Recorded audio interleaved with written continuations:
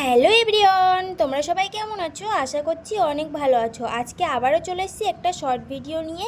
আজকে গিয়েছিলাম আন্দামানের কিষাণ মেলাতে। আমরা যেটা ছোটোবেলায় বইতে পড়েছিলাম না, ভূগোল বইতে, এগ্রিকালচার, সেটাই এখানে দেখো কত সুন্দর করে দেখাচ্ছে। আমি এখানে এসেছিলাম চারা কিনতে, তো এখানে এসেই দেখি চারাগুলোর দাম অনেক কম আছে। বাজারে যেহেতু সবজির দাম অনেক বেশি, তাই ভাবলাম চলো চারা গাছ কিনে সেটাকে ভালোভাবে যত্ন করে লাগিয়ে ফল দিলে খাওয়া যাবে। আমি এখান থেকে অনেকটা লঙ্কার চারা নিয়েছি আর টমেটোর চারা। আর এদিকে এসে দেখি মাছ উঠেছে, এই মাছগুলোও বিক্রি করার জন্যই রেখেছে। আমার কাছে মাছের পাত্র ছিল না, ওই জন্য আমি আর মাছগুলো নিতে পারিনি, না হলে আমার খুব নেওয়ার ইচ্ছে ছিল। আর এদিকে দেখো খরগোশ উঠেছে, কিন্তু খরগোশগুলোর অনেকটাই করে দাম বলছিল, তো যাই হোক আমি আর নিলাম না। আর এদিকে প্রচণ্ড খিদে পেয়ে গেছে, আর এসেই দেখি দই বড়া বিক্রি হচ্ছে, তো ভাবলাম চলো দই বড়াই খাওয়া যাক গরমে থেকে।